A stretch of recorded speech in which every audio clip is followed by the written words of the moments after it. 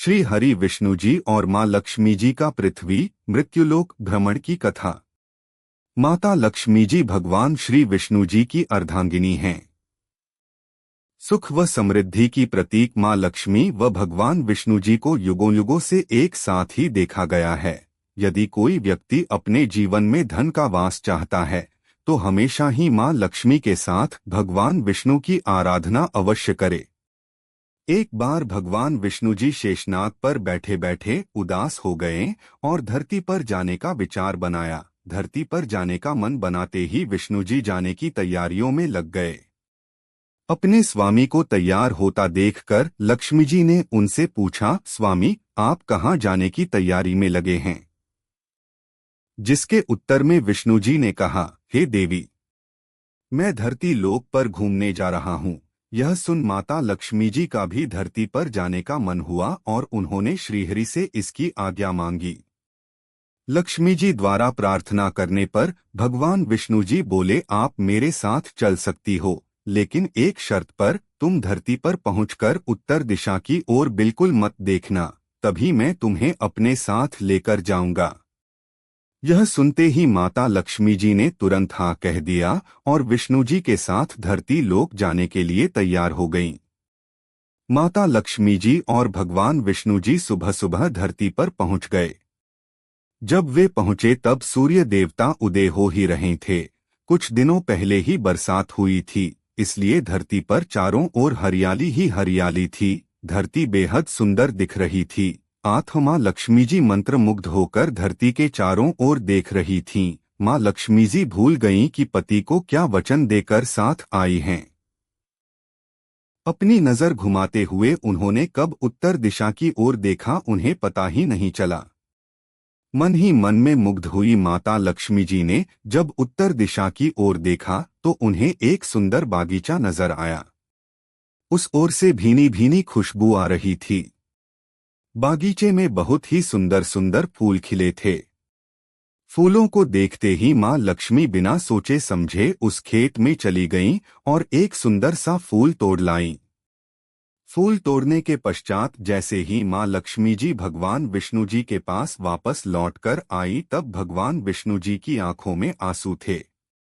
मां लक्ष्मी जी के हाथ में फूल देख विष्णु जी बोले, कभी भी किसी से बिना पूछे उसका कुछ भी नहीं लेना चाहिए, और साथ ही मां लक्ष्मी जी को विष्णु जी को दिया हुआ वचन भी याद दिलाया। और फिर भगवान विष्णु जी ने दी मां लक्ष्मी जी को सजा। मां लक्ष्मी जी को अपनी भूल का जब आभास हुआ तो उन्होंने भगवानक्ष विष्णु जी से इस भूल की क्षमा मांगी। विष्णु जी ने कहा कि आपने जो भूल की है उसकी सजा तो आपको अवश्य मिलेगी।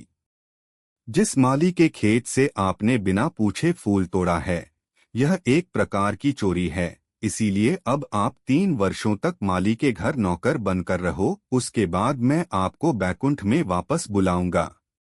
भगवान विष्णु जी का आदेश माता लक्ष्मी जी ने चुपचाप सर झुकाकर मान स्वीकार किया, जिसके बाद मां लक्ष्मी जी ने एक गरीब औरत का रूप धारण किया और उस खेत के मालिक के घर गईं। माधव नाम के उस माली का एक झोपड़ा था जहां माधव पत्नी, 2 बेटे और 3 बेटियों के साथ रहता था। माता लक्ष्मी जी जब एक साधारण औरत बनकर माधव के झोपड़े पर पधारी तो माधव ने पूछा, बहन आप कौन हो? तब मां लक्ष्मी ने कहा, मैं एक गरीब औरत हूँ, मेरी देखभाल करने वाला कोई नहीं, मैंने कई दिनों से खाना भी नहीं खाया, मुझे कोई भी काम दे दो, मैं तुम्हारे घर का काम कर लिया करूंगी और इसके बदले में आप मुझे अपने घर के एक कोने में आसरा दे देना। माधव बहुत ही अच्छे दिल का मालिक था, उसे दया आ गई, लेकिन उसने कहा, बहन मैं तो बहुत ही गरीब हूँ, मेरी कमाई से मेरे घर का खर्च काफी कठिनाई से चलता है। लेकिन अगर मेरी 3 बेटियां हैं, उसकी जगह अगर 4 बेटियां होती तो भी मुझे गुजारा करना था। अगर तुम मेरी बेटी बनकर और जैसा रूखा सूखा हम खाते हैं उसमें खुश रह सकती हो तो बेटी अंदर आ जाओ। माधव ने मां लक्ष्मी जी को अपने झोपड़े में शरण दी और मां लक्ष्मी जी 3 साल तक उस माधव के घर पर नौकरानी बनकर रहीं। कथा के अनुसार कहा जाता है कि जिस दिन मां लक्ष्मी जी माधव के घर आई थी उसके दूसरे दिन ही माधव को फूलों से इतनी आमदनी हुई कि शाम को उसने एक गाय खरीद ली। फिर धीरे धीरे माधव ने जमीन खरीद ली और सबने अच्छे अच्छे कपड़े भी बनवा लिए। कुछ समय बाद माधव ने एक बड़ा पक्का घर भी बनवा लिया। माधव हमेशा सोचता था कि मुझे यह सब इस महिला के आने के बाद मिला है, इस बेटी के रूप में मेरी किस्मत आ गई है। एक दिन माधव जब अपने खेतों से काम खत्म करके घर आया तो उसने अपने घर के द्वार पर गहनों से लदी एक देवी स्वरूप औरत को देखा। जब निकट गया तो उसे आभास हुआ कि यह तो मेरी मुंहबोली चौथी बेटी यानी वही औरत है। कुछ समय के बाद वह समझ गया कि यह देवी कोई और नहीं बल्कि स्वयं मां लक्ष्मी जी हैं। यह जानकर माधव बोला, हे मां, हमें क्षमा करें।